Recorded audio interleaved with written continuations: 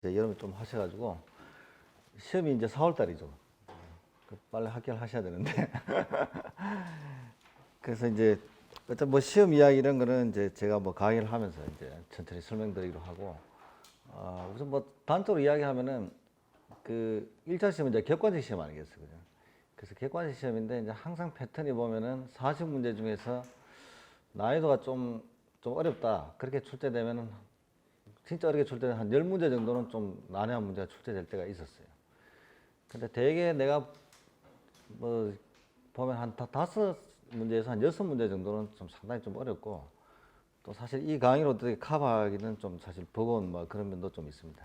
그런 문제는 이제 포기를 하고 어차피 뭐 막말 내가지고 뭐 유의점만 넘어도 되는 거 아닙니까? 그러니까 목표를 한 80점 정도로 항상 잡고 그렇게 공부를 하셔야지. 특히 계리사 공부하시는 분들은 보면은 이게 수학이나 통계학 이쪽을 이제 전공하신 분들이 많아가지고 성격이 아무래도 이제 좀 꼼꼼한 분들이 많더라고. 그래서 좀 완벽주의로 하면은 1차 시험 되기가 좀 힘들어요. 그래서 적당하게 모르는 건 넘어가는 막 그런 요령이 좀 필요합니다, 이게. 그거를 미리 좀 말씀드리고. 그래서 항상 그 시험 문제라는 게 한 반 이상 정도는 다 그 아주 기본적인 문제를 가지고 출제하게 돼 있습니다. 누가 출제위원 들어가도 그는 뭐 마찬가지고. 그러니까 좀 부담감을 가지지 마시고 좀 효율성 있게 합성하는 것이 좋다. 자, 그러면은 이제 뭐 자세한 이야기는 또 이렇게 그 우리가 강의를 진행하면서 이야기하도록 하고요. 근데 강의를 해보면은 이제 2달 과정인데 이제 원래 이제 한 달은 미시경제학, 그 다음은 또 이제 거시하고 국제 이렇게 나누는데 항상 강의를 해보면은 이 첫째 달에 이제 여러분들이 경제학을 처음 접하다 보니까 약간 강의 속도가 좀 늦어지고 그래서 보통 하루 정도 더 하는 작년에도 있었고 한 그전에도 그랬었고 보통 그런 경향이 좀 있었어요. 그래서 이번에도 아마 날짜를 보니까 딱 2월 말로 딱 떨어지게 돼 있는데 그렇게 8주로 딱 떨어지는 힘들고 하루 정도는 더 할 수 있다 그렇게 생각을 좀 하셔야 될 것 같아요. 이게 워낙 경제학이 방대하고 또 옛날에 내가 처음에 강의할 때보다 좀 내용이 좀 많이 어려워졌어요. 그래서 좀 더 그것도 좀 설득설명할 필요가 있어가지고 그런 점은 하루 정도는 더 할 수 있다는 거 여러분 생각을 하셔야 됩니다. 자, 이제 보면은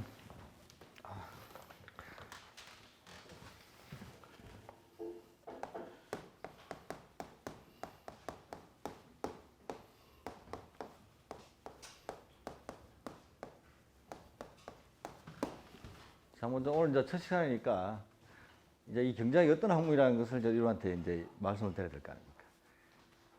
그래서 경제학의 정의를 한번 내려보면은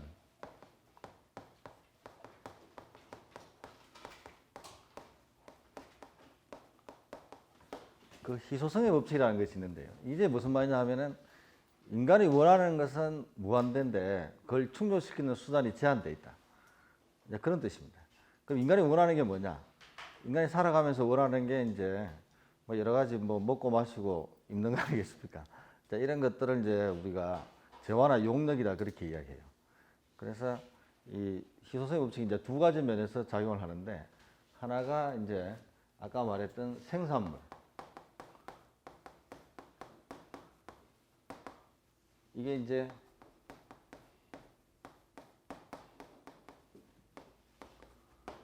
재화와 용력의 희소성이다 이런 이야기죠. 그래서 여러분들도 입고 싶은 것도 많고 이제 뭐 여러 가지 갖고 싶은 게 많은데 그걸 다 우리가 소유할 수 없는 게 소유하려 그러면 돈을 내야 되잖아요. 그 대가를 지불해야 된다는 것이 바로 뭐냐면 희소성의 법칙이다. 그래서 인간의 욕망은 무한한데 그 욕망을 충족시키는 수단이 제한되어 있다 이런 뜻이죠. 자, 이런 측면에서 이제 희소성이 하나 있고요. 또 하나가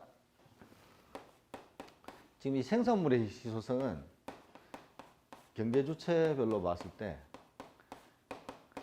이 가계 부분이 당면한 희소성이다 이렇게 이야기하고요. 근데 더 중요한 건 기업이 있잖아요.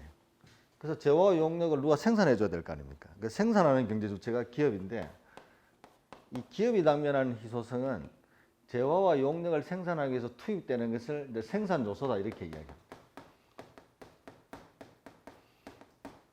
여기는 이제 뭐가 있냐면은 이제 노동과 자본 이 2가지를 중심을 하는데요. 여기 또 파생돼 가지고 한 2가지를 더 이야기합니다. 자본에서 파생된 것이 이제 토지. 그 다음에 경쟁 능력. 원래 이 토지는 인간의 삶이 원래 1차 산업에서 이제 농사를 지으면서 시작했기 때문에 이 토지는 옛날부터 상당히 좀 중요한 것으로 이야기했는 거 아니겠습니까? 근데 이게 이제 보통 자본에서 이제 파생됐다고 보는 것이고요. 이 경영이라는 건 뭐냐 하면은 과거에는 이제 사람들이 생산할 때 전부 다 간의 수공업 수준이야. 근데 산업혁명이 일어나면서 이제 공장 같은 데는 거대 조직이 만들어졌잖아요. 또 20세기 들어가서 이제 기업이라는 조직이 그 만들어지면서 그것을 이제 오거나이즈, 관리할 수 있는, 매니지먼트 할 수 있는 능력이 좀 필요한 거 아닙니까? 그래서 일반적인 노동자와는 좀 다른 능력이 좀 필요하다. 그렇게 해가지고 파생된 것이 경영 능력이에요. 그러면 기업 입장에서는 이게 희소성이 뭐냐?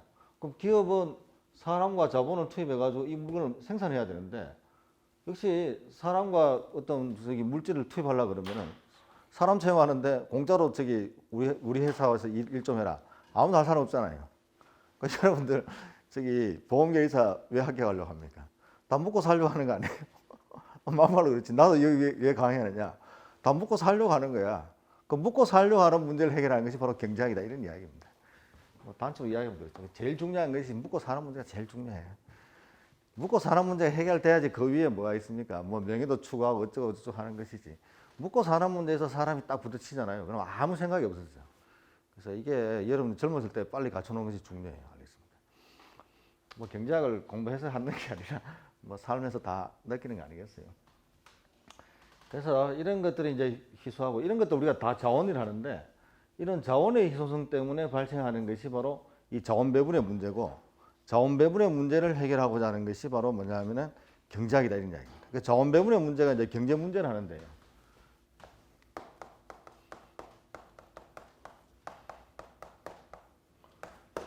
이 경제 문제는 이제 뭐가 있느냐 하면은 그 여러분 책에 내가 막 그냥 강의했는데 그 보면 23페이지 나와 있어요. 이 앞에 것은 별로 중요하지 않기 때문에 이 틀을 잡아가려고 제가 지금 여러분한테 이야기하는 거야. 앞에 것은 그 시험 문제 안 나온다 생각하시면 돼. 그래서 무엇을 얼마나 생산하느냐.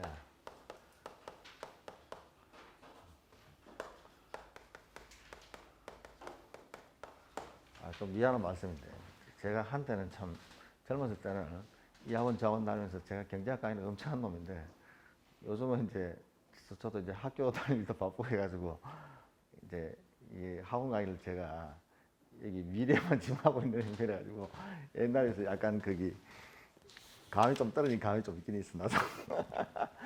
뭐 그런다고 뭐 20몇 년 했는 뭐 실력이 어디 가는 건 아닌데 그래서 옛날 진짜 아침에 했던 거를 저녁에 딴 학원 가서 하고 그랬어요. 근데 요새 이제 하도 오랜만에 이제 이 강릉에서 오니까 약간 감이 좀 떨어져가 다 따따따를 이어지 못해가지고 좀 컨닝 할 때도 있다는 걸 좀 양지해 주시기 바랍니다.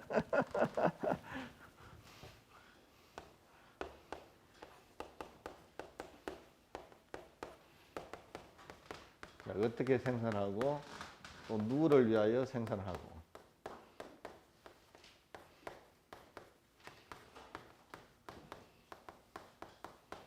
그 다음에 이제 언제 생산하느냐 이런 이야기거든요. 근데 이제 여러분 이 경제 문제 네 가지를 제가 이제 칠판에다가 책에 나와 있는 걸 쭉 적어 봤는데요. 딱 여러분 생각해도 이 네 가지 문제가 이 둘 중에 어느 쪽을 위주로 해서 지금 작성됐습니까? 바로 기업 아니겠어요? 다 생산하냐. 그러니까 이 미시경제학 체계가 다 가계 부분이 아니에요. 기업을 위주로 형성되어 있다는 것을 알 수가 있습니다.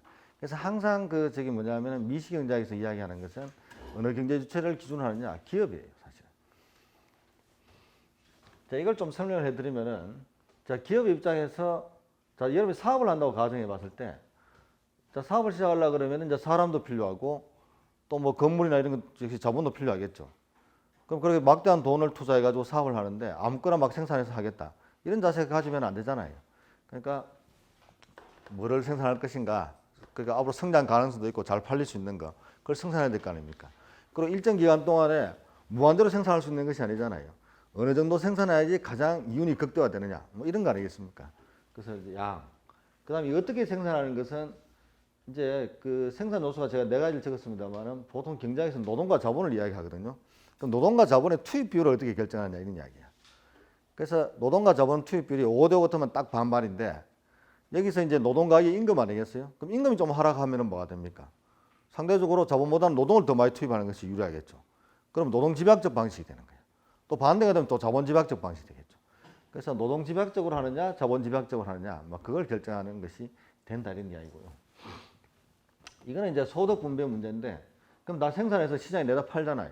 그럼 기업에서 매출액이 발생하게 돼요. 그럼 그 매출액을 어떻게 이 생산 과정에 참여한 경제 주체들에게 배분할 것인가? 그게 소득 분배 문제 아닙니까? 요게 이제 누구를 위하여 생산할 것인가 이런 문제가 되겠고요. 이 언제 생산할 것인가의 문제는 이제 저기 자본 중에서도 이제 그 생산 노조 중에서도 재생이 불가능한 것들이 있어요. 그 노동 같은 경우는 이제 인간은 재생이 가능하잖아요. 나는 뭐 소멸가 사망하겠지만 인간은 계속해서 후세대가 태어나지 않습니까? 리사이클링이 가능한데 석유나 석탄 같은 무생물 자원을 한번 사용해 버리면은 재생이 안 되는 거야. 그래서 이런 재생이 안 되는 자원들을 어떻게 세대 간에 좀 분배할 것인가, 뭐 그런 문제도 한번 생각해 볼 수 있지 않느냐 해가지고 나온 것이 바로 언제 생산할 것인가의 문제입니다. 그래서 이 경제 문제는 저는 희소한 자원들을 어떻게 배분할 것인가 그런 문제를 지금 나열한 것입니다. 그래서 경제는 아까도 이야기했다시피 이 희소한 자원을 어떻게 배분할 것인가의 문제를 해결한 학문이 바로 경제학이다. 그 경제학이 우울한 학문이라고 하는데 그 이유는 뭐냐 하면은 희소성의 법칙이 없었으면은 경제 문제도 발생하지 않았을 것이고, 그럼 경제학이 필요가 없는 거 아닙니까? 경제학이 필요 없는 세상이 제일 좋은 세상이에요. 왜? 일 안 해도 먹고 살 수 있고 얼마나 좋아요.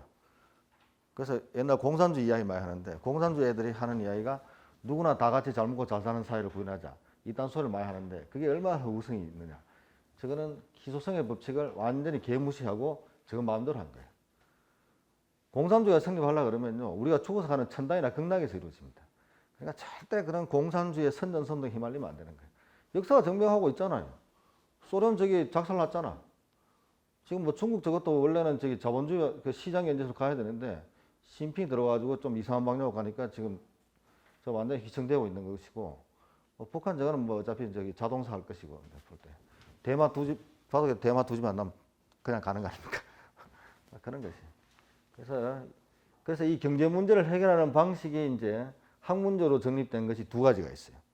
그게 경제 체제의 문제인데 경제 체제 문제 중에서도 이제 자본주의 체제와 공산주의 체제 이렇게 나누잖아요. 자본주의 체제라는 것이 조금 그 뉘앙스가 좋지가 않아. 그래서 뭐 자본주의가 또 꼰대 소리 듣고 이렇게 하는데, 그래서 요즘 말을 좀 바꿔가지고 이게 시장 경제 체제다 이런 말을 많이 하는데 그게 바로 자본주의예요.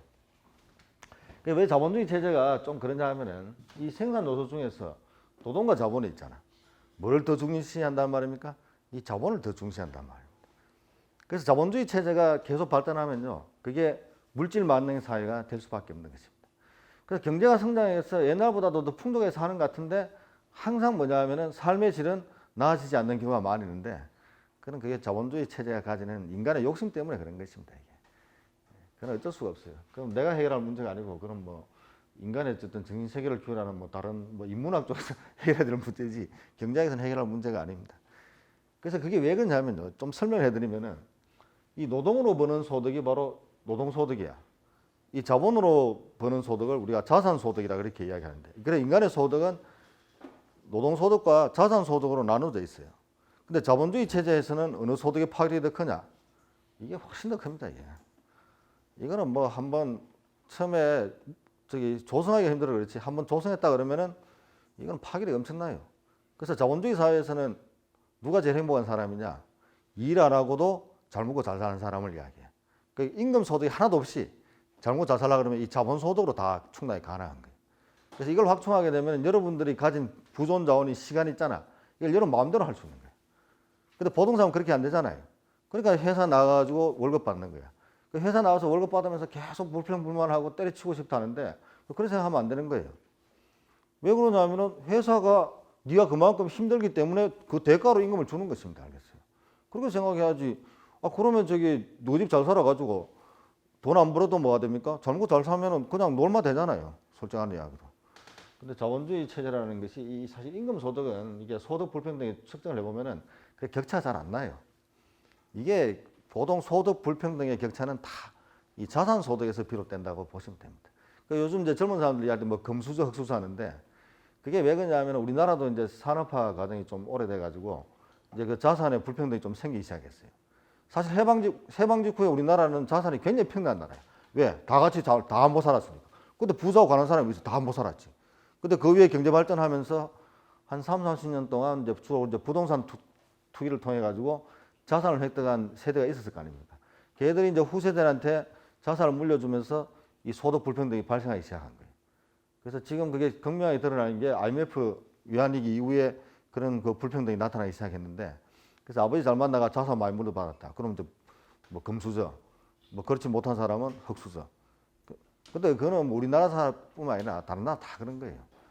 그리고 그게 뭐 또 계속 영원히 지속된다고 생각하시면 안 돼. 너무 세상을 비관해 살 필요 없다. 이런 이야기입니다. 자, 그런 이야기고요. 그래서 이 경제 문제를 해결하는 문제가 경제 체제인데, 경제 체제 중에서도 이제 시장 경제 체제, 즉 일명 자본주의 체제인데,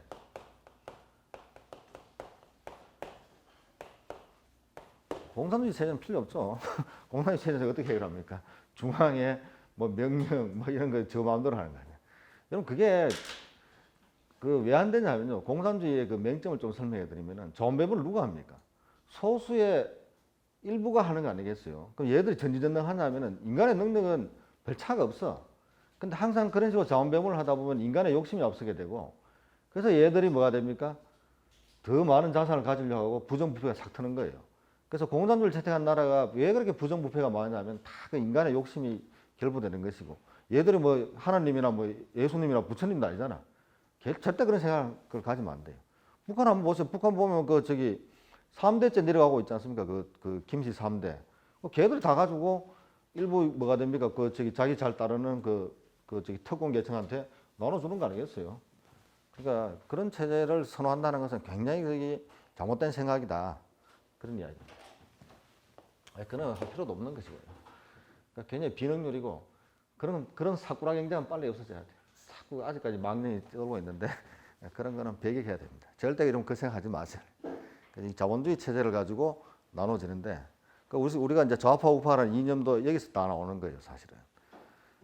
이거는 이제 어떻게 해결하냐면 시장의 가격 기능에 의해서 해결하는 것을 그 모토로 하고 있습니다. 그리고 이 자본주의 체제를 그 확립하고 오늘날의 그 주류 경제학 체제를 완성한 학파가 바로 고전학파 경제학이에요. 그래서 제가 이 학파를 먼저 설명하는 것은, 여러분 학파를 먼저 알아야만이 이 빨리빨리 공부를 하고 끝낼 수가 있어요. 그래서 보통 학교에서는 그렇게 이야기하는데 저는 가입하기 좀 거꾸로 돌려가지고 학파부터 먼저 설명합니다. 그래서 여러분이 지금 배우는 이 미시 경제학이 바로 고전학파 경제학이 완성시킨 경제학 체계라고 생각하시면 돼요. 그래서 이 고전학파 경제학을 좀 설명해 드리면요.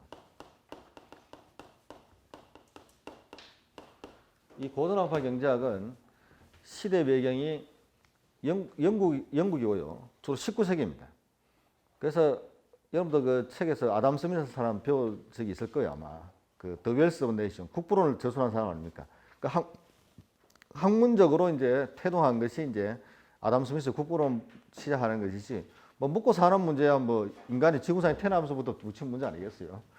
그래서 아담 스미스의 국부론부터 시작해가지고 이 완성시킨 사람, 집대성한 사람이 바로 알프레드 마샬이에요. 다 영국 사람입니다. 영국에서 이제 경제가 발달한 이유가 산업혁명이 영국에서 제일 먼저 발생했거든. 산업혁명이 발달하면서 뭐가 됩니까? 이게 과거에는 자급자족 경제가 형성됐잖아요. 그 의식주가 인간의 가장 기본적인 욕구 충족인데, 이 의식주를 산업혁명 전에는 뭐냐면 대충 자기가 다 해결했어요. 그래서 농사도 자기가 짓고, 집도 자기가 짓고, 옷도 집에서 헤어 입고, 뭐 그러다 보니까 뭐 시장에서 교환할 이유가 없었거든. 근데 산업혁명이 발달하면서 옷부터 뭐가 됩니까? 공장에서 만들기 시작했잖아요. 그러다 보니까 이제 옷을 만드는 사람은 옷만 만들고, 집 짓는 사람은 집만 짓고, 또 뭐 농사 짓는 사람은 농사 짓고, 그렇게 각자가 나누어 가지고 분업을 하다 보니까 훨씬 더 능률도 오르고 생산성이 배가 됐었잖아요. 그러다 보니까 나는 차라리 옷도 만들고 뭐 농사도 짓고 이런 시간에 난 농사 일을 잘하니까 농사만 하고, 옷 만드는 시간에 농사만 계속 하는 거야. 그러면 훨씬 더 많은 잉여 생산물이 생겨날 것이고, 그 남은 잉여 생산 농산물을 뭐가 됩니까? 옷 만드는 사람과 교환을 해버리면 훨씬 더 효율적이다, 이런 이야기죠. 그래서 교환의 어떤 법칙이 나타난 것이다, 그런 이야기죠. 그런 시대 배경에서 이제 이 고전학파가 생성됐고요. 그래서 거의 뭐 시대적 배경은 19세기. 국가는 영국.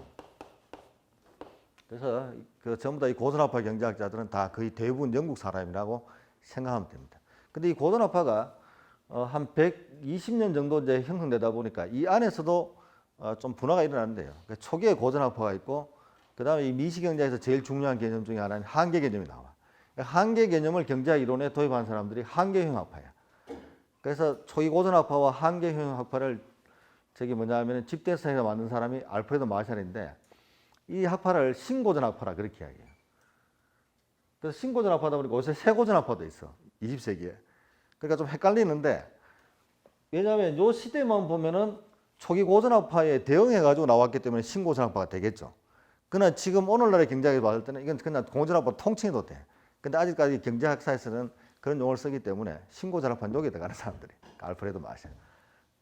그래서 이 학파가 바라보는 그 이론적 체계가 두 가지가 있어요. 대전제가. 하나가 뭐냐면은 완전한 정보의 가치. 이건 이제 요즘 이제 정보란 말이 이제 경제학에서 이론이 도입되면서 본격적으로 나타나기 시작했는데요. 이전에는 이제 합리적 경쟁의 과정이라 그렇게 이야기했습니다.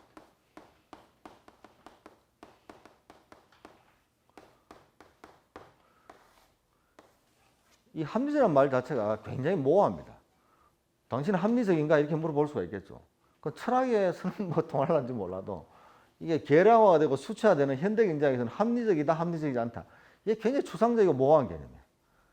그래서 그는 한동안 이 말이 많이 사용되어 왔는데, 새고전학파가 등장하면서 이 정보라는 개념을 경제학 이론에 도입하기 시작했어요. 그때부터는 이제 이런 말 쓰지 않고 거의 다 요즘은 완전한 정보, 막 이런 가정을 씁니다. 이게 무슨 말이냐면은 이게 좀 추상적인 개념인데요. 여러분이 경제 행위를 하잖아요. 경제 행위는 뭐가 됩니까? 생산, 소비, 교환, 분배 뭐 이런 등등의 일련의 사이클을 우리가 경제 행위를 하는데, 경제 행위를 할 때마다 여러분들이 뭘 필요하냐? 정보를 필요로 하는 거예요. 여러분 주식 투자를 한다. 부동산 투자한다. 그럼 뭐가 필요합니까? 정보가 있어야 될 거 아니겠어요? 근데 정보를 획득하는데 시간하고 돈이 들어가잖아요. 그리고 고급 정보이면 고급 정보일수록 시간과 돈이 더 필요하겠죠. 뭐 요번에도 보니까 뭐 신라젠인가 뭐 그런 이상한 주식 미리 알았으면 참 한 2017년에 그때 딱 상장했을 때 상장하기 전에 미리 또 사가지고 있었으면 5천원짜리가 뭐 한 12만 원 올라갔다는데 1년 만에 그것도 5천원짜리 10만 원 올라갔으니까 몇 배 올라갔어요. 5천원에 10배 하면 5만 원. 그렇죠? 5천원에 5만 원. 12만 원 할 거 아니야. 그 얼마야? 20배. 그럼 한 1억 투자했으면 한 25억 좀 벌었을 거 아닙니까? 그럼 내가 얼마나 참 행복했겠어요. 근데 그걸 누가 알아기 줘야지. 그러니까 이 고급 정보일수록 획득하려고 그러면 시간과 돈이 많이 들어가요. 근데 시간과 돈이 전혀 들어가지 않는다는 가정이 바로 이 가정이 되는 것이고, 따라서 이런 사람은 어떤 사람이에요? 전지전능한 인간이야. 거의 뭐 경제학에서는 신의 반열에 오는 사람이죠. 그러니까 여러분들이 이것만 있으면요, 나한테 강의 들을 필요가 없죠. 왜? 4월달에 시험 문제 다 하니까. 그리고 앞날이 어떻게 돌아갈지 다 알잖아요. 앞으로 A라는 주식이 연말 되면 얼마가 된다. 싹 다 알고 있는 거예요. 상당히 비현실적이죠. 그러니까 이렇게 했는 이유가 왜 그러냐면은 이 경제학 자체가 이 사회과학 아닙니까? 이 학문에서 자연과학과 사회과학이 있는데, 원래 일정 분류나 진리를 추구하는 것은 자연과학이야. 왜? 자연현상은 뭐가 됩니까? 내일 해가 어디서 떠요? 동쪽에 뜬다. 새벽에는 나가보면 하늘색이 파랗잖아요. 해질 때는 빨갛수름하죠. 왜냐하면 이 자연의 운행 법칙은 항상 질서정연하게 돌아가기 때문에, 이 질서정연한 자연의 법칙을 연구하는 자연과학은 뭐가 됩니까? 항상 진리만을 이야기하게 돼 있는 거예요. 근데 여러분 경제현상은 어떻게 되느냐? 그럼 원래 우리나라 경제 성장이 얼마가 될 것 같아요? 10년 후에는 모르잖아요. 내일 주가가 올라갈 때 내려갈 것 같아. 사실 내일 일도 예측한다는 것이 쉽지가 않아. 그러니까 인간이 만들어내는 이 사회 현상을 연구하는 것이 사회과학인데, 이게 얼마나 인간이라는 게 무슨 덩어리냐 하면은 한 치 앞을 못 내다보는 것이 인간이야. 그렇기 때문에 이거는 엄밀하게 말하면 사회과학, 과학이 아니야 이게. 인간 자체가 무슨 덩어리 아니겠어요. 그렇지만 이 사회과학의 모든 이론적 베이스를 다 경제학이 제공해주고 있어. 그렇게 되는 이유가 바로 이 과정 때문에 그런 거예요.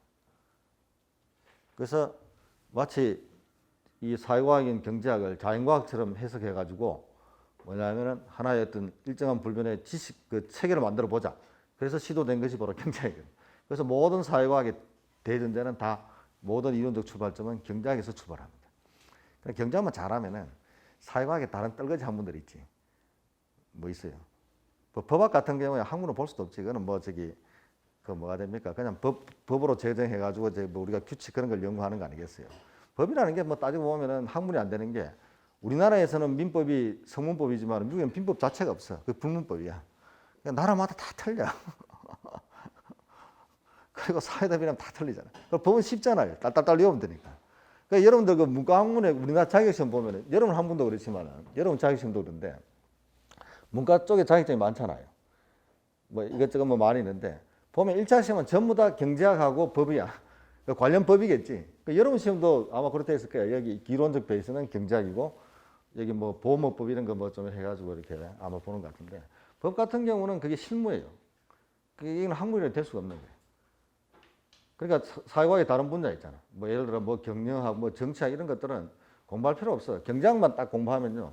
그 가서 하루 대충 읽어보면 다 경제학 그 전공한 사람 다 강의할 수 있어. 내보고 정치학 하면 더 잘합니다.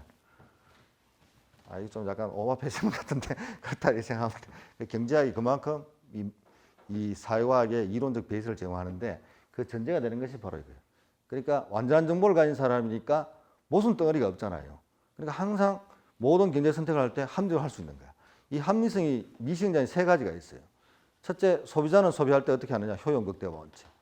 기업은 생산할 때 어떻게 하느냐? 생산량 극대화 원칙이고 판매할 때는 이윤 극대화 원칙이야. 항상 그대로 한다. 그게 바로 미시행자의 대전제야. 그게 어디서 나오냐? 여기서 나오는 거야. 이건 이제 나중에 계속 설명할 것입니다. 이게. 그 완전 경쟁 시장 할 때도 또 이게 나오고 다 그래.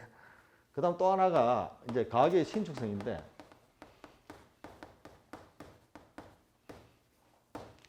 자, 요걸 설명하기 전에 이제 어떤 개념을 여러분이 두 가지 더 알아야 되냐면은 이 자본주의 체제, 즉 시장 경제 체제는 시장의 가격 기능에 의해서 자원 배분을 해결하는 학문이에요. 그럼 시장하고 가격을 알아야 될 거 아니겠습니까? 그래서 시장을 좀 설명해 드리면요.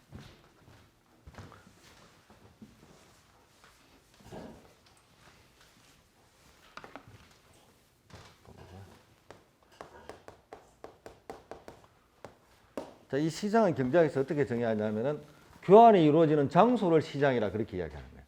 근데 이 시장이 추상적 시장하고 구체적 시장이 있어. 근데 우리는 이제 구체적 시장을 딱 떠올리잖아. 시장 하면은 남대문 시장. 딱 바로 떠오르는 게 아마 대부분 사람이 그럴 거야. 시장 하면 너 생각이 뭐냐? 남대문 시장, 아니면 동대문 시장 이렇게 이야기해. 그게 바로 구체적 시장이야. 그런 걸 설명하면 아주 쉬워요. 그러니까 아까 사회과학에서 법이라는 게 바로 그거야. 법은 있는 현상을 그대로 딱 설명하니까 아주 그 이해하기가 쉬워. 근데 이 경제학은 사회과학이지만은 상당히 이론적이잖아요. 사실 뭐 자연과학 중에 물리학 같은 경우는 천재들만 하는 학문이라 그렇게 하잖아. 사실 뭐 보지도 않는 거 뭐 지구가 처음에 뭐 탄생 빅뱅일 때 어떻게 했을까? 그리고 어떻게 뭐 그거 어떻게 알아? 보지도 않는 걸 설명하니까 대단한 거죠 그게. 근데 그렇지만 경제학은 그 정도까지는 아니지만은 그래도 상당히 좀 이론적 베이스를 제공하고 추상적이거든. 그러니까 이 시장도 여러분이 생각하는 그런 시장이 아닙니다. 그래서 교환이 이루어지는 매개체라고 경제학에서는 시장을 정의하고 있어. 그래서 이게 추상적 시장이야. 그러니까 우리가 사는 모든 삶이 다 시장이에요. 이것도 시장입니다. 이 교육 시장이에요. 부동산을 매개로 해서 교환이 이루어지면 부동산 시장이지. 교육 행위를 매개로 해서 이루어지면 교육 시장. 뭐 다 갖다 붙이면 다 시장이에요. 그러니까 우리가 사는 삶 자체가 태어나면서 죽을 때까지 다 시장에 살다 시장에 가는 거야. 태어날 때 여러분 어디 태어납니까?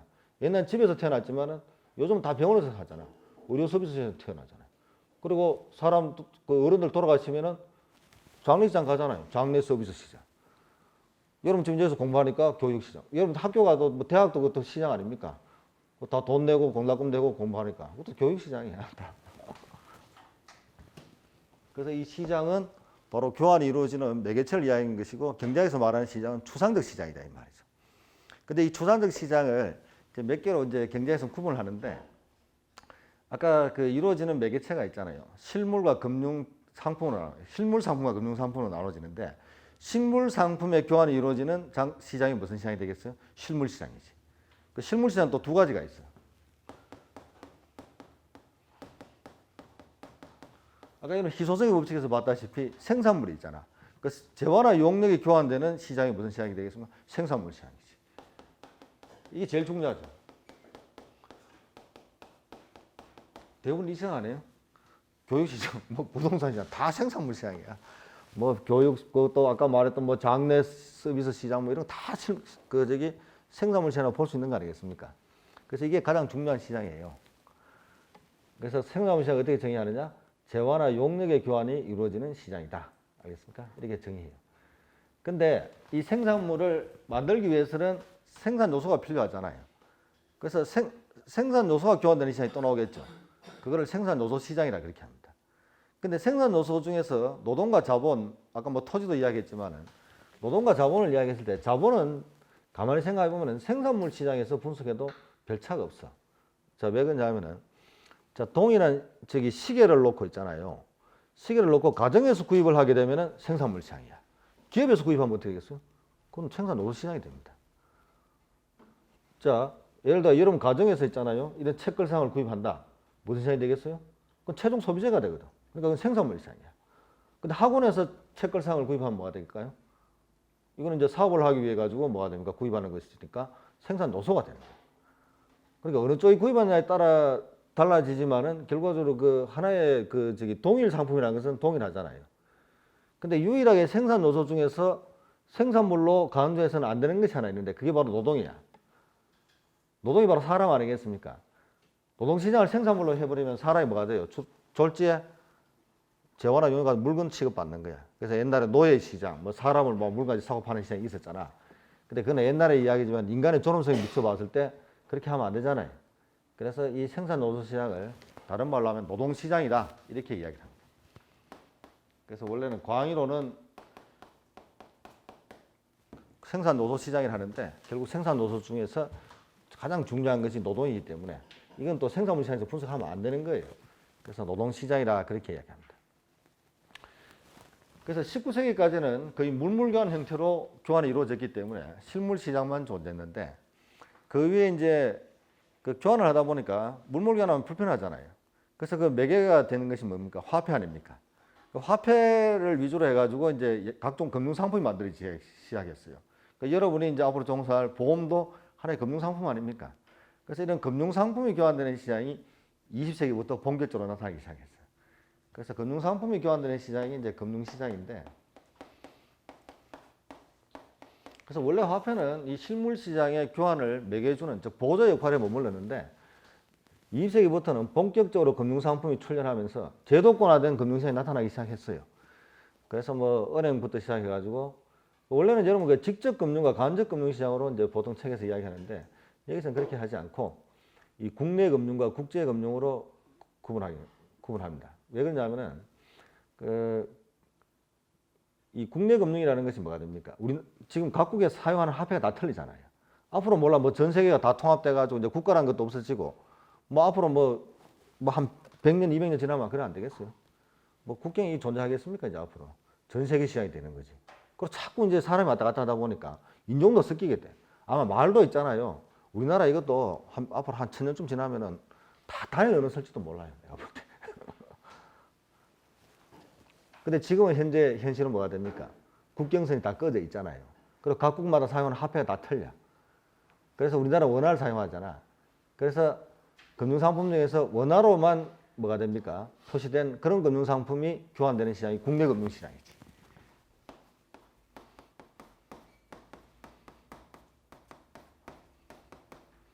그 다음에 이제 미국에서는 달러화 쓰잖아요. 그럼 달러화 상품과 우리 원화 상품이 교환될 수도 있는 거 아니겠습니까? 그렇게 이루어지는 것이 이제 국제금융시장이에요. 특히 이제 우리 한국 같은 경우는 이 나라는 영토는 상당히 작지만은 원래 이제 우리나라 경제 성장할 때 대외지향적 경제 성장을 했기 때문에 이 수출과 수입이 이 경제 규모에 비해서 상당히 차지하는 비중이 커요. 그래서 우리나라 내수 위주의 성장보다는 이게 수출 위주, 즉 대외지향적 성장했기 때문에 이 국제금융시장이 우리한테 주는 시사점이 크다 이런 이야기죠. 아마 우리나라가 경제 성장할 때 우리나라 내수 시장만 가지고 했다 그러면 오늘날에 뭐 삼성이라든가 뭐 현대자동차 이런 것이 나타났겠어요. 우리나라 사람 몇 명 된다고 뭐 자동차 그거 만들었겠어. 실제 옛날에 포항제철 만들 때 다 미친놈이라 그랬어. 그 당시 정부가. 우리나라에 뭐 저기 철 팔아먹을 때거든요. 심지어 경부고속도로 처음에 1972년, 68년인가? 그때 일본하고 이제 국교 수교하면서 이제 우리가 차관 받아가지고 경부고속도로를 건설했는데 그때 경북 고속도로 건설한다고 야당 국회의원들이 들르고 난리가 났어요. 그래 왜 반대하냐니까 우리나라에 자동차가 어딨냐. 그럼 경북도 저기 뭐냐면은 건설해가지고 뭐 부자들 놀러 가는데 뭐 깔아줄 일이냐. 그러니까 아주 생각 자체가 단편적이고요. 그 당리당략적 뭐 그런 말이 있잖아. 그런 사람들이 하여튼 그렇습니다. 더 이상 이야기하면 또 그렇고. 자 이렇게 이제 시장이 이렇게 네 개로 구분하는데 이 교환의 척도가 되는 것이 바로 가격이에요. 그 시장의 가격이 하잖아. 그래서 시장과 가격인데 그 생산물 시장에서의 그 교환의 척도가 바로 가격입니다. 그 프라이스라 그렇게 이야기하죠. 그래서 보통 약자로 P를 쓰게 되죠. 노동시장에서의 가격 변수는 임금이에요. 그 임금이 높으냐 낮으냐 그거 아니겠습니까? 그 임금은 이제 W, 즉 웨이지로 쓰고요. 이 금융시장에서는 국내 금융시장에서의 교환 척도는 이자율입니다. 그 이자율은 이자가 인터리스트예요. 유리 레이트 아닙니까? 그런데 인터레스트 레이트 하면은 I자를 쓰는 것이 맞는데 보통 관행적으로 이걸 R자로 많이 씁니다. I자가 그 인베스트먼트, 즉 투자와 똑같아가지고 보통 이걸 R자로 많이 표시해요. 그 다음에 국제금융시장에서의 가격 변수는 환율, 익스체인지 레이트, 즉 교환비율이죠. 우리나라 화폐와 달러 간의 교환비율이 환율이거든요. 그래서 환율은 영어로 익스체인지 레이트니까 이거는 E자로 표시를 합니다. 그래서 이런 4대 시장과 4대 가격 변수가 있는데, 자, 아까 이야기했던 이 가격의 신축성을 좀 가지고 이야기를 해버리면, 자, 가격의 신축성은 뭔가?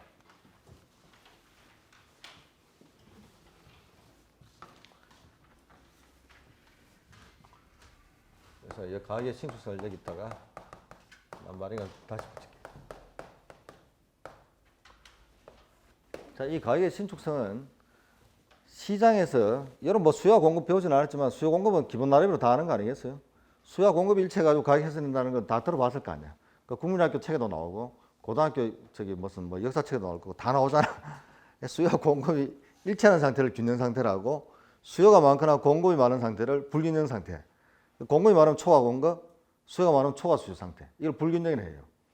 그 시장에서 불균형이 발생했을 때 이 가격 변수가 올라갔다 내려갔다, 즉 상하로 왔다 갔다 하면서 다시 균형을 맞춰지는 때까지 걸리는 시간이 금방 이루어진다는 것이 바로 가격의 신축성이에요.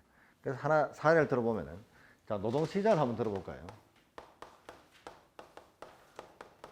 자, 노동시장에서도 노동의 수요와 공급이 있을 거야. 그러니까 노동의 수요와 공급이 일치하는 상태가 완전 고용, 즉 노동시장의 균형 상태가 됐다 이런 이야기죠. 근데 노동시장에 초과 공급이 발생했다. 이게 바로 실업이잖아. 그렇죠? 왜? 수요하는 기업보다 일하는 사람이 더 많으니까. 그래서 이걸 노동의 초과 공급을 실업이 발생했다 이렇게 이야기할 수가 있죠. 이게 불균형이니까. 그래서 이 실업은 시장의 불균형 상태가 됐는 거예요. 그럼 이 실업 상태에서 다시 균형 상태로 가야 될 거 아닙니까? 그럼 실업 상태가 발생했을 때 균형 상태로 가려고 그러면은 가격 변수인 임금이 올라가야 됩니까? 내려가야 됩니까? 내려가야 될 거 아니겠어요? 내려가야지 다시 균형이 될 거 아닙니까? 그래서 임금이 하락하는데 여기 걸리는 시간이 순식간에 이루어진다는 것이 바로 신축성이에요. 그럼 현실에서는 이게 어떻습니까? 현실에서 이게 됩니까? 안 됩니까? 어서 실업 발생했어. 실업 발생했는데 임금이 팍 떨어지느냐? 잘 안 떨어져.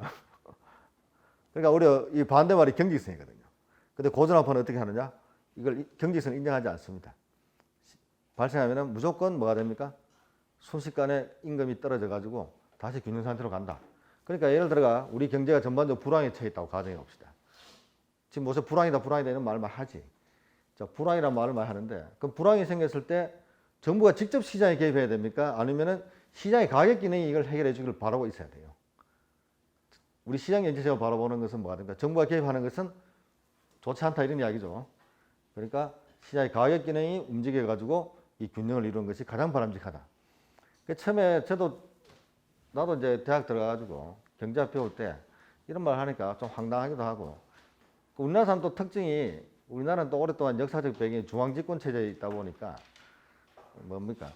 뭐 무슨 문제만 생기면 자꾸 정부를 바라보는 이런 성향이 좀 있어요. 그러면 안 돼. 본인 문제는 본인이 해결하려는 그런 자주성을 갖고 있어야지. 자꾸 무슨 뭐 부동산 문제가 생기면 또 뭐 정부가 왜 안 나섰냐 자꾸 이렇게 하는데, 그 자체가 뭐냐면은 시장경제체를 위반하는 거예요. 알겠습니까? 그리고 정부가 개입해가지고 되는 게 뭐 있어요? 아무것도 안 되지. 오히려 정부가 개입하니까 저거 일족들이 그런 가진 정보를 이용해가지고 더 부동산 투기해가지고 더 헤쳐먹잖아. 무슨 말인지 알겠죠? 그래서 정부의 시장개발 자꾸 주장하는 사람은 이 경제를 제대로 배우지 않은 사람이에요. 알겠습니다. 시장의 힘을 믿고요. 놔두면 됩니다. 그리고 우리나라에 각종 그 규제 법률이 얼마나 많아. 그런 것들이 전부 다 이 창의적 활동을 방해하는 거라고. 그 시장경제 체제는 전부 다 그게 필요가 없다 이러는 것입니다. 그래서 얘들이 주장하고 있는 것이 바로 뭐냐면은 이 고전학파, 즉 자본주의 시장경제 체제가 지향하는 바는 뭐냐? 가급적이면은 정부는 최소한의 역할을 거쳐야 된다. 원래 정부의 가장 그 기본적인 역할이 뭐냐면요.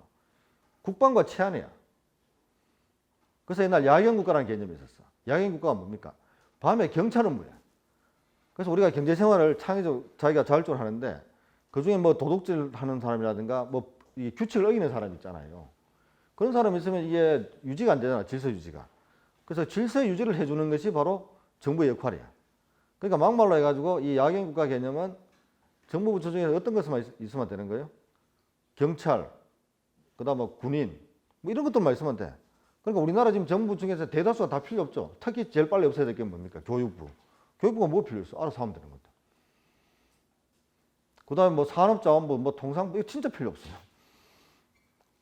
산업자원부 뭐 필요 있습니까? 자기가 알아서 하면 되는 건데. 그러니까 그 얼마나 지금 이 세계 모든 이 경제 체제가 이 원래 시장 경제 체제를 무시하고 지금 정부가 시장에 개입하는 정도가 강하다는 걸 알 수가 있는 거예요. 그 사실 굉장히 비능률과 그거야. 그러니까 우리가 이야기하는 게 자꾸 이 공공 부분이 비대해지면은 민간 부분의 활동이 위축될 수밖에 없는 것이고요. 그다음에 비능률과 뭐가 됩니까? 비능률이 삭트는 거지. 그래서 굉장히 효율적인 작동이 멈추는 거예요. 그래서 좋지 않다 이렇게 이야기합니다. 자꾸 지금 우리나라가 그런 쪽으로 가는 것 같은 느낌이 들어가지고 상당히 우려스럽다 이런 이야기입니다. 다시 특히 내가 우리나라 사람들 같은 경우 볼 때는 우리나라 사람들 놔두면 다 잘해. 옛날에 내가 여러분한테 하나 실례를 들어볼게요. 우리가 IMF 직후에 있잖아요. IMF 외환위기 직후에 그 옛날에는 우리나라 국산 영화를 보호하기 위해서 스크린 쿼터 제도라는 것이 있어. 스크린 쿼터 제도가 뭐냐면은 외국 영화 수입되잖아. 그러면 우리나라 그 개봉관에서 외국 영화 수입해가지고 상영한 일수가 100일인가 200일을 초과하면 안 돼요. 초과했다 그러면은 벌금 물어야 돼. 그러니까 나머지는 뭐 해야 됩니까? 보기 싫어도 국산 영화 봐야 된다 이 말이야. 그래서 국산 영화인들이 그 스크린 쿼터가 이 국산 영화를 보호하는 하나의 지렛대가 된 거지. 그래 그걸 폐지한다고 하니까 막 난리가 난 거야. 근데 세월이 지금 한 20년 흘렀잖아요. 지금 어떻습니까? 어제 뉴스를 들어보니까 기생충이라는 영화가 그 저기 미국의 할리우드에서 상을 받았더라고. 그리고 요새 옛날에 또 뭐 한때는 그 일본 그 비디오 그 수입하면 우리나라 저기 쫄딱 망한다 했는데 우리 지금 역효과 역으로 지금 가고 있죠. 우리나라가 한류 문화라 그래가 그쪽으로 더 많이 먹히는 거야. 그리고 요새 BTS 방탄소년단이 그건 뭐 세계적으로 히트치고 있는 거 아닙니까? 옛날에 비틀즈보다 더한 것 같아 내가 볼 때. 그러니까 가만히 보면 진짜 이 한국 사람이 잠재력이 무궁무진한데 이런 것들을 전부 다 뭐냐면 정부가 무슨 뭐 국민들을 뭐 어린애 보살피듯이 보살핀다는 그런 명목하에 규제하고 이래 하니까 싹을 못 피운 거예요. 여러분 그 지금 활동하고 있는 이 금융산업 있잖아. 이거 진작에 있잖아. 다 칸막이 없애고 외국의 금융기관 들어오고 우리도 나가고 다 규제 풀었으면요. 아마 이 금융산업에서도 삼성전자와 같은 그런 세계적인 투자은행이 탄생했을 거라고 나는 생각해요. 근데 아직도 뭐가 됩니까? 정부에서 꼽아가지고 무슨 재무부 차관한 놈을 말이야 뭐 은행장 보내고 이질 하니까 이게 안 되잖아요. 예, 참 잘못된 시각을 가지고 있어요. 그래서 앞으로 정치판도 다 젊은 사람이 나와서 싹 다 바꿔버려야 돼. 뭐 그런 이야기고 하여튼 뭐 그렇습니다. 그래서 이게 가계의 신축성. 그래서 고전학파는 완전한 정보와 가계의 신축성 이 두 가지를 가지고 경제 이론을 설명하는 학파예요. 이 학파가 만드는 이론 체계가 바로 미시경제학이거든. 그래서 미시경제학은 다른 말을 하지 않더라도 이 두 개의 전제가 깔렸다는 것을 아셔야 됩니다. 그러다 보니까 이 사회과학인 이 경제학을 거의 자연과학처럼 만든 거예요. 그래서 이 경제학 미시경제학 특히 보면 뭐 함수라든가 이런 걸 많이 사용하잖아. 그 수학적 어프로치를 많이 하고. 그 여러분한테 유리하잖아. 나 여러분 가르칠 때가 제일 좋아. 옛날에. 뭐 옛날에 한때 뭐 젊었을 때 여기저기 막 뛸 때는 공무원 강의도 하고 얘기도 하고 했는데 이 학원에서 강의할 때가 제일 좋더라고. 얘는 수학을 잘하거든. 수학을 잘하니까 내가 따로 미분 개념 설명할 필요도 없어. 내보다 더 잘하니까. 근데 저 문과 애들 가르치면은 뭐 미분이 뭔지도 모르고 뭐 어렵다 그러고 1차함수도 몰라 그래프 어떻게 그런지도 헷갈리고 그래서 참 이 학원에 왔을 때가 제일 강의하기 편해. 마지막까지 또 여기서 하는지도 모르겠는데 하여튼 그렇습니다. 그래서 수학이 많이 사용되는 이유가 바로 이런 대전제가 깔린 거예요. 거시경제학은 저기 케인즈가 나타나면서 이제 완성된 그 저기 새롭게 등장한 것이 거시경제학인데 그건 뭐 다시 또 이제 설명하기도 합니다. 지금 이야기하니까 아마 정부가 전력 개입하면 안 된다 막 이렇게 큰일 났듯이 이야기하는데 또 약간 또 이 사회연산이라는 것이 반드시 또 그런 것은 아니에요. 그래서 이제 들어보면 안다 이런 이야기죠.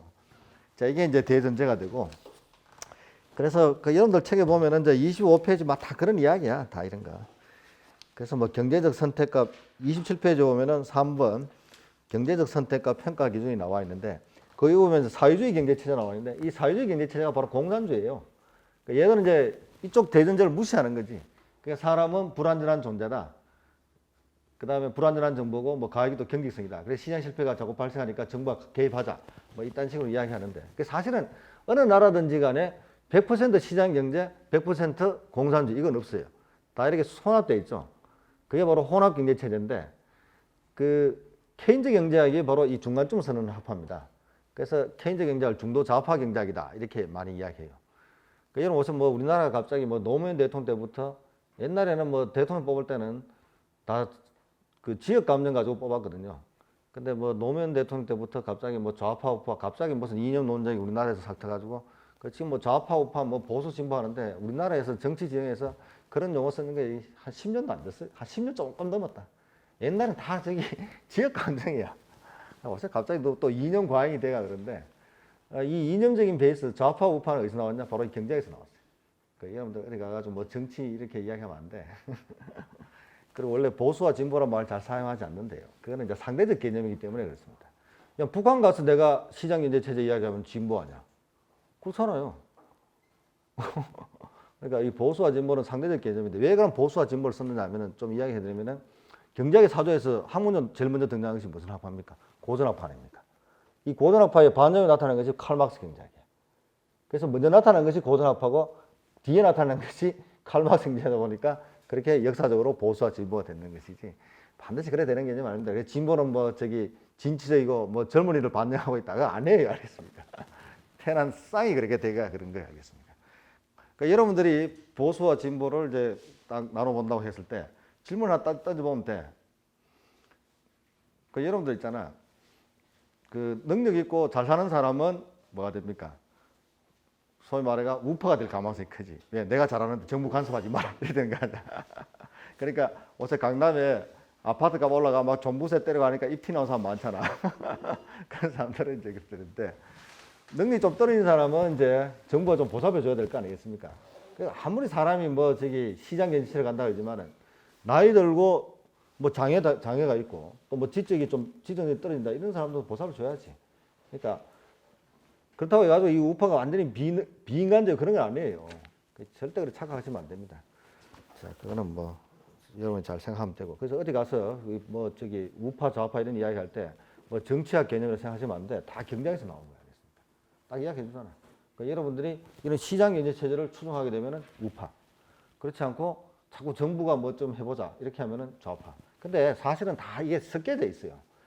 그러니까 여러분이 성격도 왜 외향적이다 내향적이다 이렇게 하잖아. 100% 외향적인 사람도 없고 100% 내성적인 사람도 없어요. 단지 비율이 조금 더 저쪽으로 가느냐 이쪽으로 가느냐 그 차이지 100% 그런 사람 없다는 것을 알아야 됩니다. 그리고 이 성향도 마찬가지예요. 성향도 젊었을 때는 세상 좀 바꿔보자 이런 생각을 많이 하는데 나이 들수록 가진 게 많을수록 뭐가 됩니까? 순응하다 이렇게 되는 거 아니겠습니까? 그러니까 이 사람이 시간이 흘러서 다 바뀌게 돼 있어. 그래서 젊었을 때 그걸 가지고 남한테 무슨 가르치려듯이 그렇게 하면 안 되는 거예요. 나이 들보면 다 옛날 사람들 말이 맞고 다 그렇더라고. 나도 살아보니까 돌아가신 우리 부모님 말씀이 다 맞더라고. 자, 경제적 선택과 평가 기준 뭐 이런 거는 뭐 뒤에 다 이야기하는 것이고요. 자, 시험에 조금 이제 나올 수 있는 거를 이제 조금 이야기해 드리면은 그 29페이지에 그 실전 경제학과 규범 경제학인데 뭐 잘 나오진 않지만은 뭐 실전 경제학은 뭐냐면 있는 그대로의 경제 현상을 설명하는 것이다. 그 대부분의 이 경제학 이론은 다 실전 경제학이에요. 있는 그대로 현상을 설명합니다. 그래서 예를 들었는데 국민 소득이 증가하면은 수입도 증가한다. 그 있는 그대로 현상을 설명하는 거 아니에요? 우리가 관찰해 가지고 그래서 이런 것들이 대부분의 경제 이론에 나와 있다고 보면 돼요.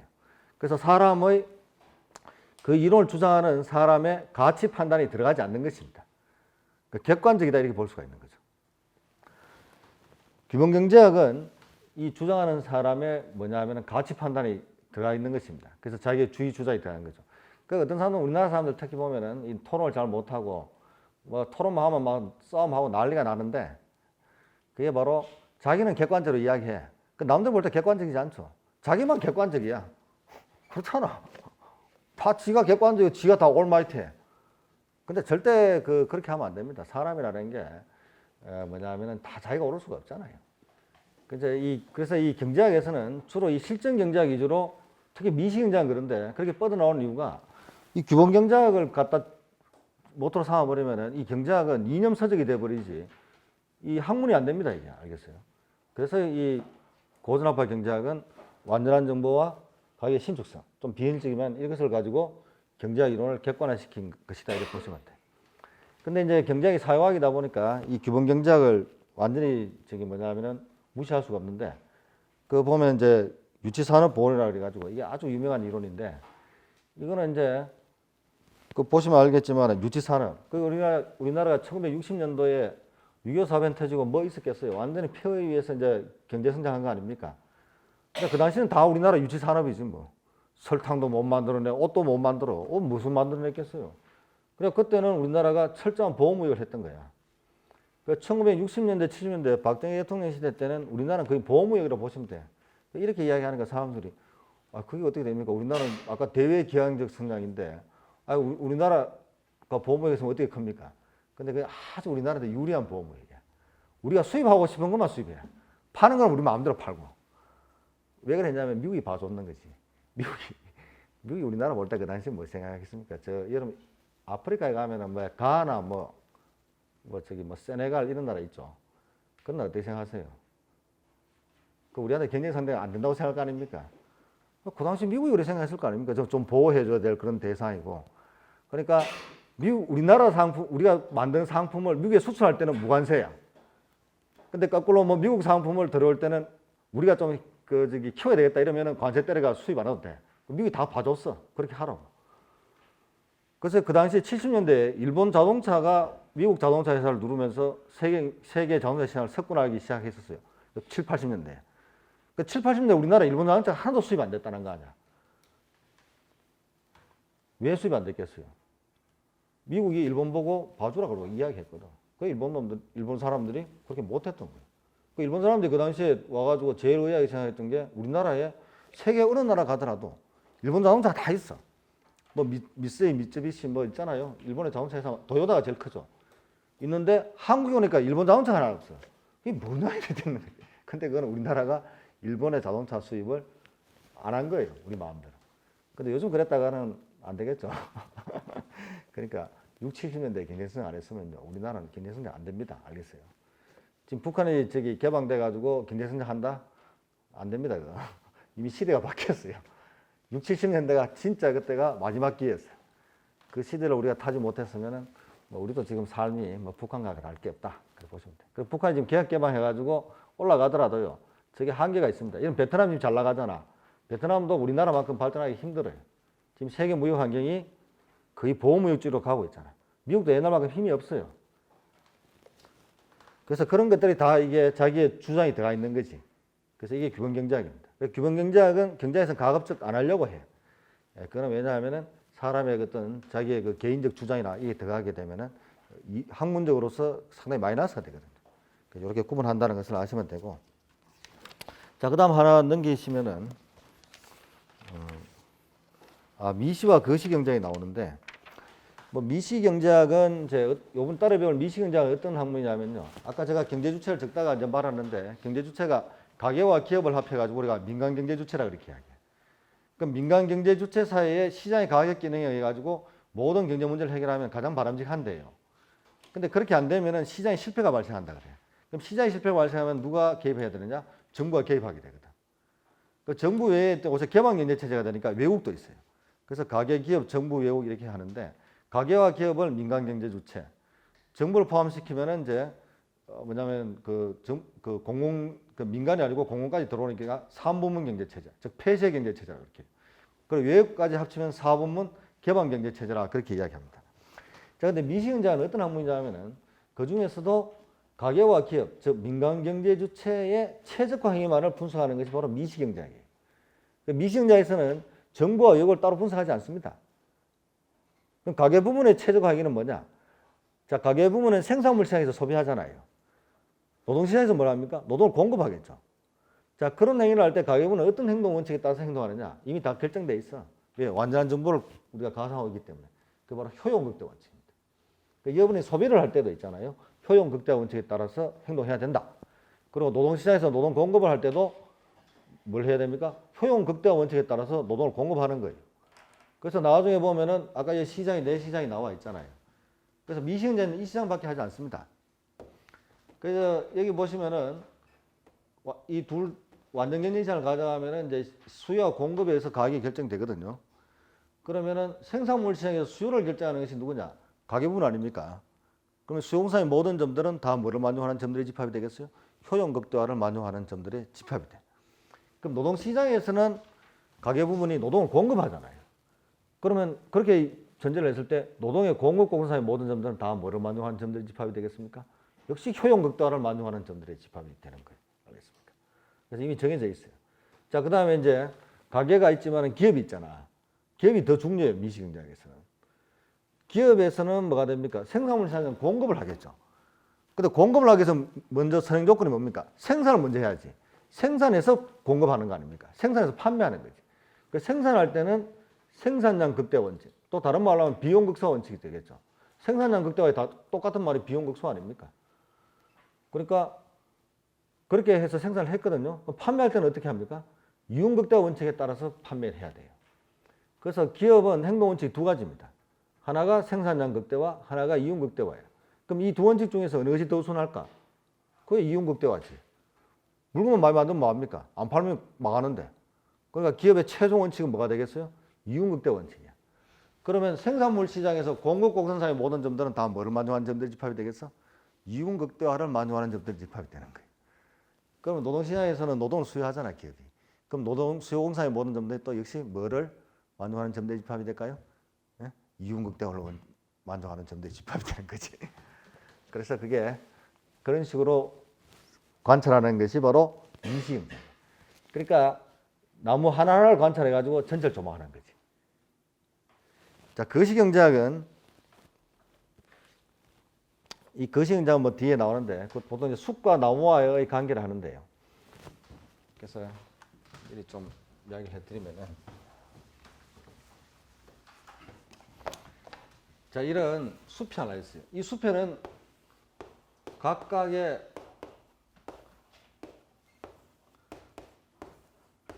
자, 이런 나무들이 모여가지고 숲을 형성할 거 아니겠습니까? 그러니까 우리나라는 그 대한민국이라는 국가라는 단위체도 각각의 개인이라는 그 존재들이 모여가지고 국가라는 사회를 만들어낼 거 아니겠습니까? 그 미시경제학은 뭐냐?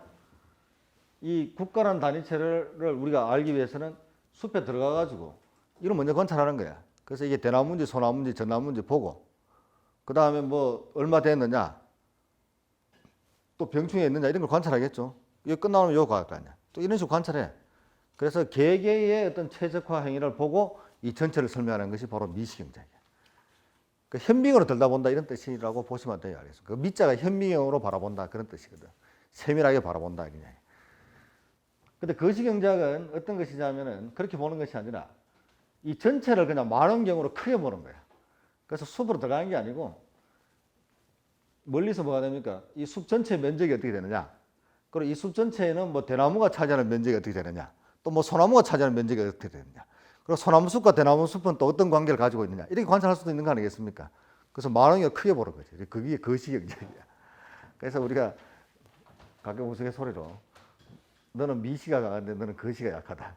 거시가 강한 사람은 미시가 약하다. 이렇게 이야기하는데 성격으로 봤을 때 좀 꼼꼼하고 치밀한 사람은 미시경제가 강해. 그렇지만 거시가 약하지.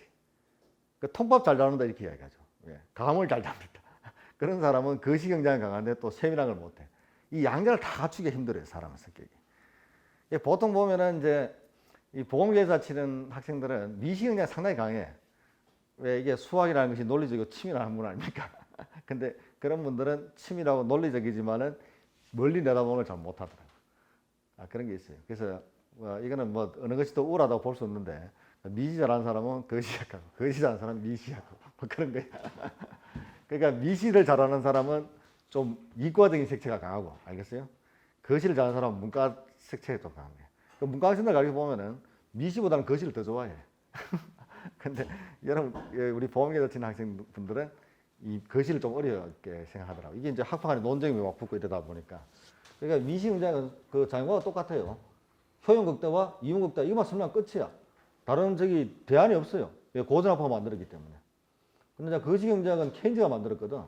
그러니까 기존에 있던 고전학파와 케인즈 학파 간에 대립이 있는 것입니다. 그래서 이렇게 설명하는 것이고, 그 한 페이지 넘겨보면은 제 5절에 인과의 오류와 구성의 오류 있죠. 그게 중요한데, 이게 이제 인과의 오류라는 것은 뭐냐면은 구성의 오류가 문제 잘 나와요. 왜 구성의 오류가 문제 잘 나오지는 좀 이따 설명할 것인데, 인과의 오류는 뭐냐면요. 그 까마귀 날자 배 떨어진다 이렇게 이야기하잖아. 그 오비리락이라 그렇게 이야기하죠. 이게 한자 쓰가 뭘 이야기하냐면은 어떤 사람이 길을 가다가 배가 떨어지는 걸 봤어요. 근데 그 동시 타임으로 까마귀가 날았거든. 근데 원래 이 뜻이 뭡니까? 까마귀는 지가 날고 싶어서 날았고 배는 떨어질 때가 돼서 떨어진 거예요. 그래서 까마귀가 날아는 것과 배가 떨어지는 아무 상관관계가 없습니다. 근데 관찰하는 사람 입장에서 갑자기 까마귀가 날면 배가 떨어지니까 배가 떨어지는 원인을 까마귀가 날았기 때문에 착각하는 현상을 이야기하는 거예요. 이게 오비리락이에요. 그래서 이거는 우리가 경제 현상을 관찰할 때 어서 불황이 이제 계속 다가오고 있잖아요. 근데 마침 이때 뭐 정부가 뭐냐면은 뭐 예를 들어가 뭐 무슨 정책을 사용했는데 그러니까 요즘 정부 이야기하면 되겠네. 이 정부 들어가지고 뭐 부동산 집값 때려잡고 계속 시장에 막 규제 가고 쌩찌랄 다 했잖아. 근데 우리 집값이 더 올랐죠. 그러니까 사람들이 어떻게 생각해? 요새 부동산 값 강남 일부 지역이지. 강남 지역의 일부 지역에 부동산 값이 올라가는 것은 이 정부가 시장에 개입했기 때문이다. 그렇게 생각할 수 있는 여지가 있잖아요. 근데 사실 상관계가 없는데도 불구하고 그렇게 생각할 수도 있어. 또 부동산값 떨어지면 또 이 정부가 나서가지고 우리가 규제기 때문에 떨어졌다. 원래 집값은 떨어질 때가 돼서 떨어지는데 저것들이 자리가 또 떨어졌다 또 생나물 볼 거 아니겠습니까? 그러니까 이런 식의 착각을 불러일으키는 그런 것을 이 경제 연구를 할 때 좀 조심해라 이런 이야기예요. 이 사실은 이때 보면 우리는 이제 시험 치기 위해서 경제학 공부하고 학문에서 공부한 게 아니잖아 사실은. 시험만 잘 치면 끝나는데 그러니까 이거는 이제 경제학도들한테 이제 하다 보니까 이제 이런 짓 하는데 이게 시험 잘 나와요. 근데 이거보다도 더 잘 나오는 것이 구성의 오류야. 구성의 오류 때문에 사실 거시 경제학이 필요한 거예요. 그래서 이게 아주 잘 나옵니다. 구성의 오류는 뭐냐 하면은 자, 미시경제를 한번 보시면은 이 개인적으로 참인 것은 전체적으로 참이 돼요. 왜냐하면은 개개를 관찰해 가지고 전체를 설명하는 거 아십니까? 그래서 개별 경제 주체의 최적 항의는 경제 전체의 최적 항의와 동일합니다. 그래서 고전학파 경제학이 바라보는 시각은 뭐냐면은 개개인이 효용극대와 개별 기업은 이윤극대화로 행동했을 때 그때 이루어지는 경제 전체의 균형은 가장 바람직한 형상이 된다. 그렇게 보는 것이 바로 미시경제의 대전제가 돼요. 완전한 정보의 과정을 우리가 전제한 거 아니겠습니까? 그리고 그런 전지전능한 사람들이 하는 개개의 행위가 가장 합리적인 선택을 했을 것이고 그러다 보니까 그런 합리적인 선택을 하는 사람들이 이루어내는 모든 전체적인 선택도 가장 합리성이 발휘되겠죠. 그러니까 미시경제학은 사실은 국가를 어떻게 바라보느냐. 국가라는 것은 개별 뭐가 됩니까? 국민들의 단순한 합의라고 보는 것입니다. 알겠어요? 그러니까 개별 경제주체의 최적화 행위만 분석해도 된다. 이 전제는 부정할 필요가 없는 거예요. 그런데 구성의 오류는 그걸 배격하고 있습니다. 개별적으로 참여된다고 하더라도 그게 국가적으로 참여 안 되는 경우가 많이 있어요. 그게 바로 구성의 오류인데 가장 그 케인즈가 들었던 것이 바로 전략의 역설이에요.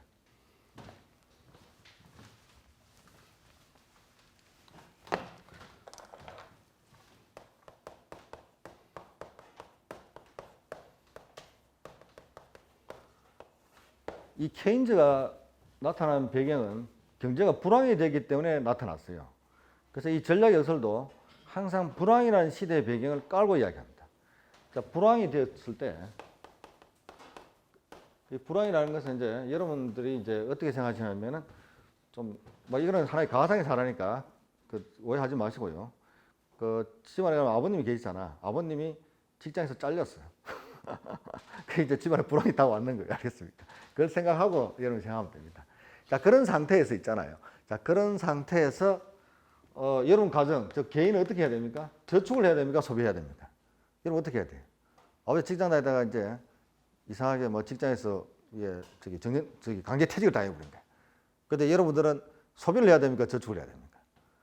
거기서 또 소비한다 그러면 불효자식 되는 거 아니겠어요? 아껴야지, 저축해야지. 하루 3끼 먹던 걸 2끼, 1끼로 줄여야 되겠죠. 안 그래요? 대답이 그래야 되는 거 아니까.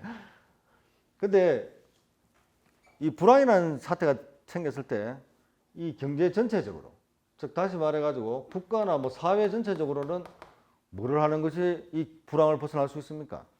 사람들이 전부 다 소비를 많이 해줘야 돼요.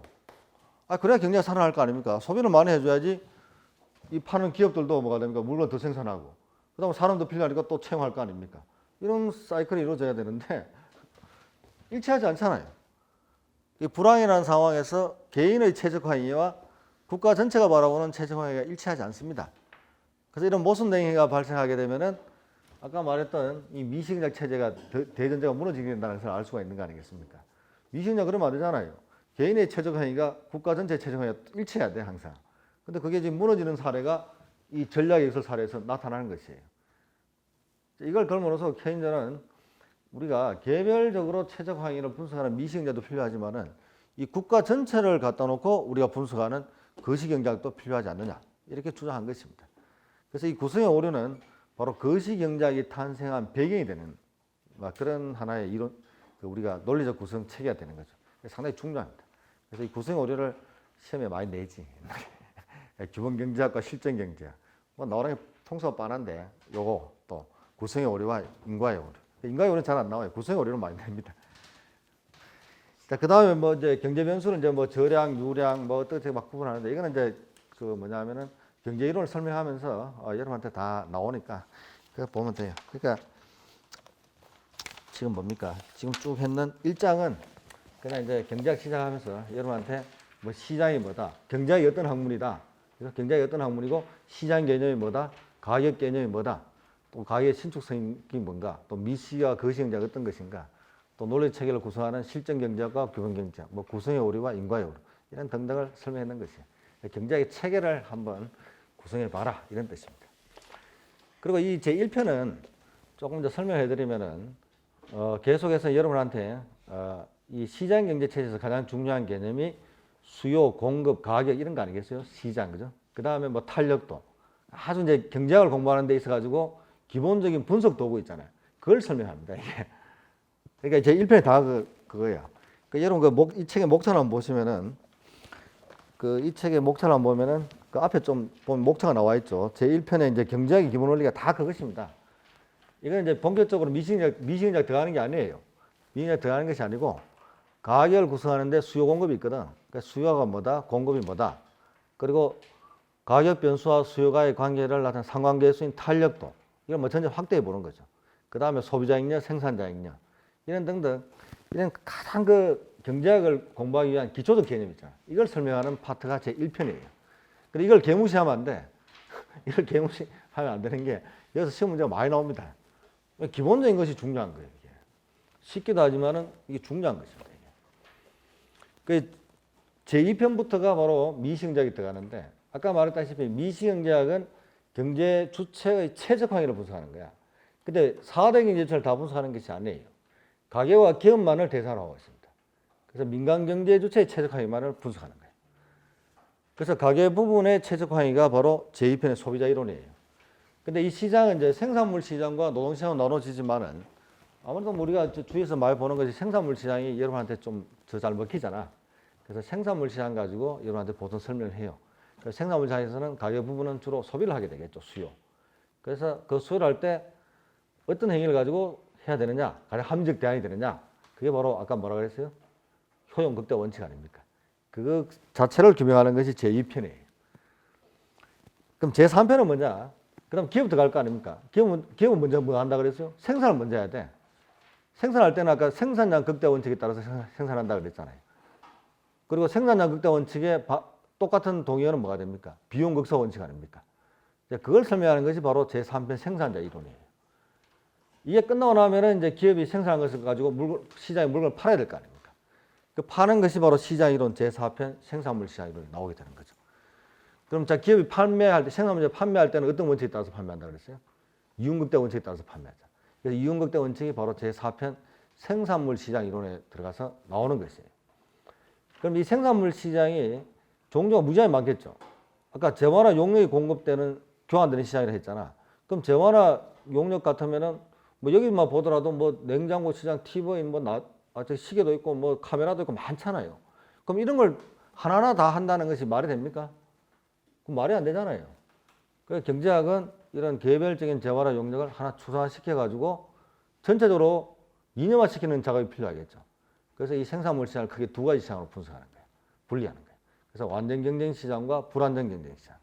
불완전 경쟁 시장은 또 독점 과점, 독점적 경쟁 이런 세 가지 또 세부적 시장이 있어요. 그래서 우리가 교환되는 모든 재화나 용역은 다 맞는 건 아니겠지만은 거의 대부분 이 시장 안에 다 들어갑니다. 알겠어요? 그래서 그 시장에서의 그 이윤극대 원칙이 어떻게 달성되고 시장 균형이 달성되는가 그걸 보는 것이 바로 이 생산물 시장 이론이에요. 그럼 생산물 시장 이론에서는 누가 기준이 되느냐? 바로 기업이죠. 왜냐하면 이 경제에서는 가격을 누가 결정을 하느냐가 제일 중요하거든. 그럼 생산물 시장에서 가격 누가 결정합니까? 여러분 이 책 있잖아. 여러분 가격 결정했어요? 누가 결정했습니까? 이 출판사가 결정했잖아. 그런 거 아니에요? 물론 완전 경쟁은 수요자와 공급자가 협의해서 한다고 그러지만 그 시장은 현실에 없어 사실은. 비스무리한 시장이 하나 있는데 완전 경쟁 시장과 비스무리한 시장인데 그게 어떤 시장이냐. 여러분 부동산 경매 들어봤죠? 경매 가면 막 입찰하고 난리가 나잖아. 미술품하고 뭐 이런 경매하잖아. 그게 가장 비스무리한 시장이야. 대부분은 여러분이 구입하는 책, 여러 가지 여러분들 구매하는 물품 있잖아. 다 백화점이나 어디 시장 가서 살 때 다 가격 붙어 있죠. 그 가격 다 누가 정했습니까? 기업이 결정한 거 아닙니까? 그래서 이 기업이 가격을 결정했기 때문에 기업이 기준이 되는 거예요. 그래서 이 미시경제학이, 즉 고전화파 경제학이 기업이 예뻐서 그런 게 아니고요. 친기업적이라서 그런 게 아니야. 이게 자꾸 이념 논쟁하면 안 돼. 그게 아니고 현실이 그렇잖아. 그렇잖아요, 여러분. 내가 뭐 거짓말했어? 여러분 이 책값 결정하는데 여러분 한 사람이 가가지고 출판사에서 떼써봤자 뭐합니까? 아무 영향력이 없잖아. 물론 한 몇만 명이 몰려가지고 대량 구매하겠다 그러면 그때는 협상해가지고 좀 깎을 수도 있고 하겠지만은 일반적으로는 그렇게 안 되잖아요, 그죠? 그래서 현실은 기업이 가격 결정합니다. 자, 이게 끝나면 제 5편에 이제 소득 분배 이론과 노동시장 이론으로 들어가는데요. 이 노동시장이 이제 소득 분배 이론을 관찰하는 거예요. 왜 노동시장이라는 하자고 왜 소득 분배를 왜 집어넣느냐? 사실 경제학을 연구할 때부터 이 소득 분배에 대한 관심이 사람이 많을 거 아니겠습니까? 그래서 소득 분배 이론과 노동시장 이론을 분리시켜요. 그래서 소득 분배 이론을 먼저 배우고 난 다음에 노동시장 이론을 배우게 되는 거야. 그럼 노동시장의 가격 변수가 뭡니까? 임금이라고 그랬잖아. 그럼 임금 누가 결정해요? 기업이 결정합니까? 노동자가 결정합니까? 기업이 결정하지. 여러분 취직할 때 면접 보면서 내 얼마 받는데요? 받고 싶습니다. 그럼 말이 됩니까? 그냥 뽑아만 주세요 이래 된 거 아니겠어요? 아니 현실이 그렇다. 물론 유연주의쯤 되면 협상도 하고 이렇게 하겠지만은 안 그렇잖아 대부분 사람들이. 그러니까 역시 노동시장에서도 임금을 결정하는 것이 기업이거든. 그러니까 여기서 기업이 중심이 될 수밖에 없는 것이에요. 그래서 이 미신자 자체가 친기업 그런 꼰대 경작이라고 자꾸 비판하는 사람인데 그게 아닙니다. 현실을 반영하는 것이야. 그러니까 이걸 공부를 잘 해야 돼. 이것도 모르는 인간들이 와가지고 비판, 지가 모르면서 비판하면 안 되잖아. 알고 비판해야지. 사회과학에서 제일 아는 학문이 경제학이야. 경제학 제대로 강의한 놈도 없어. 이 학원에서 요새 여러분들 이 경제학 요즘 동영상 많이 하잖아요. 그래가지고 경제학 선생님이 말죠. 여러분들 학교 다닐 때도 경제학과가 있을 것이고 경제학 교수님들이 있을 거 아니야. 그 사람 내가 이거 할 수 있을 거라고 생각해요. 안 됩니다. 내 자랑하는 게 아니라 그 사람들은 안 돼 이게. 내 마음 강의를 못 해. 나는 처음부터 이거를 여러분들 학생들 데리고 수없이 강의해 온 사람이고 하니까 지금 이 나이 돼서 하는 거지. 이거 못 합니다 이거. 그러니까 미국의 하버드 대학에서 경제학 박사 받아도요. 이거 제대로 여기서 강의 수행해내지 못해요. 알겠습니까? 아무나 하는 게 아니에요 이게. 여러분 내가 막 떠드니까 좀 쉽게 보이는데 그거 해보면 쉽지가 않아요. 알겠습니까? 자, 그런 이야기고요. 자, 마지막 이제 일반 균형 이론과 후생 경제학은 이제 어떤 것이냐면은 우리가 이제 개별적으로 모든 재화나 용역을 다 분석했잖아요. 그러면 일반 균형 이론은 뭐가 됩니까? 모든 그 재화나 용역 시장이 전체적으로 균형이 되는 어떤 그런 것이 있을 수 있지 않겠냐 생각하는 것이 일반 균형 이론이야. 그래서 이건 하나의 수학적으로 접근하는데요. 그러니까 N개의 뭐 재화와 M개의 뭐냐면 생산 요소가 거래되는 M by M 매트릭스를 가지고 뭐 한번 해보자. 이게 완전 수학이지. 이게 무슨 그 현실 경제와 관계 있냐 해가지고 이 일반 균형 이론은 개념적으로는 제시가 되지만은 요새 현실 적합성이 거의 없어요. 그래서 이건 또 시험에 안 나오고. 그래서 이거는 강의를 하지 않지. 근데 후생 경제학부터는 해야 돼. 후생 경제학은 뭐냐 하면은 자, 뭐 개별 균형이든 전체 균형이 됐다고 가정해 봅시다. 그러면 이 균형이 바람직하냐, 바람직하지 않느냐, 그 평가하는 기준이 있겠죠. 그게 뭐냐 하면은 아까 여러분한테 설정 넘어갔는데 효율성과 공평성 두 가지야. 효율성은 이미 확보가 되어 있어요, 사실은. 효율성은 뭐냐 하면은 최소의 비용으로 최대 효과를 거둔다는 거 아니겠습니까?